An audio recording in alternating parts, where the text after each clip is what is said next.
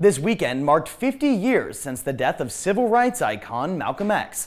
The charismatic and controversial leader was gunned down in New York City. Today, we take a look at his lifelong push for the advancement of African Americans. Scott Evans has more. Malcolm X was just in his 20s when the world would learn of him.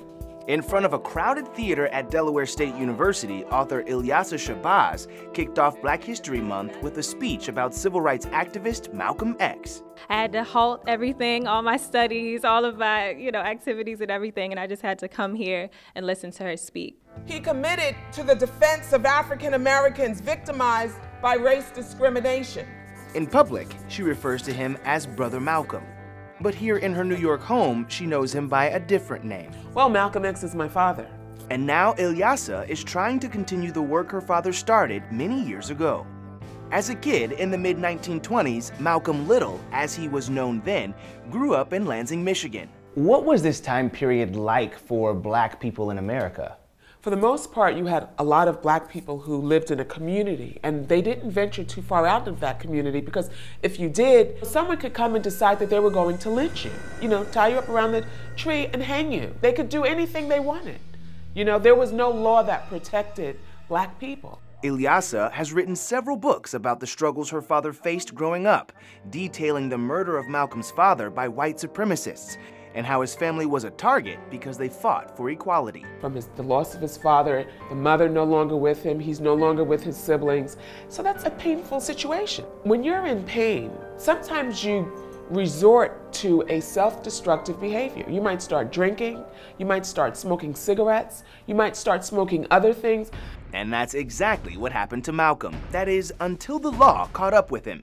He was arrested and sent to prison where he served 6 years behind bars for burglary. So how did things change for him once he was in prison? His brother had written to him and said, there's this religion. And the religion was very similar to the way they were raised, the similar values. The religion was called the Nation of Islam, and ultimately it gave him a platform to go from felon to freedom fighter. The Nation of Islam paired traditional Muslim values with the Black nationalist movement, meaning that only Black Americans were allowed to join, and many of them were recruited in prison.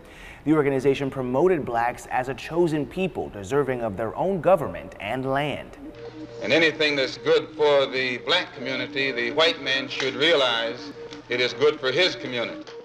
But for some, the religion was considered a radicalist organization that preached Blacks were superior to whites. Malcolm Little, who renamed himself Malcolm X to start a new beginning in his life, became a minister and spokesperson for the controversial organization. He began to lead a new movement in the northern states. We are going to walk non-violently and peacefully. Around the same time, a reverend in the South was also fighting for change. His name, Dr. Martin Luther King Jr. They were both working towards the same thing. They were fighting injustice against their people. But their strategies were very different. My father came along and said, wait a minute, Black men. You're messed up. You're messed up because you think you're nothing. Malcolm didn't agree with the peaceful protests in the southern parts of the U.S. If the government can't defend us, what should we do? If the government doesn't want us to pick up a rifle, then defend us. He argued that all people had the right to self-defense, and that meant if police attacked you, you didn't sit there. You had the right to fight back. And he was like, okay, you want to integrate those restaurants? You want to integrate your school? But I'm here to say, we don't need to ask anybody, can we come to a restaurant? We are demanding our human rights. From Malcolm's teachings came groups like the Black Panther Party, which monitored the behavior of police and armed Black citizens to fight police brutality. But his popularity made him a threat to the people in power at the Nation of Islam, and the group forced him out.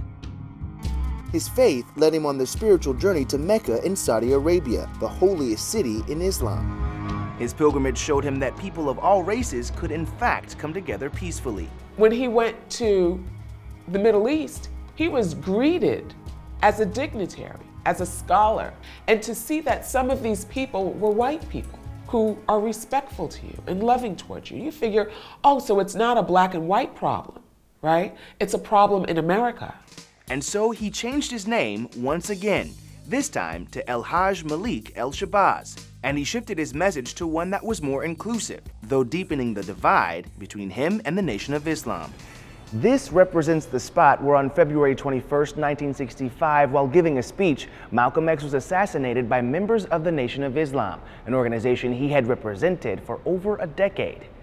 He left behind his wife and 6 daughters, including Ilyasa, who now 50 years later is following in her father's footsteps to address injustices still facing blacks across America and around the world. The Black Lives Matter movement, which were protests around the country against police brutality, has re-energized the younger generation to use their voices for change. It was this generation who expressed their discontent and skillful use of social media to rapidly organize, galvanize, and educate the masses on important human rights issues. And I say, give yourself a round of applause. Her message to the students: you're never too young to make a difference. Scott Evans, Channel One News. Now, to learn more about the life and times of Malcolm X, head on over to channel1.com.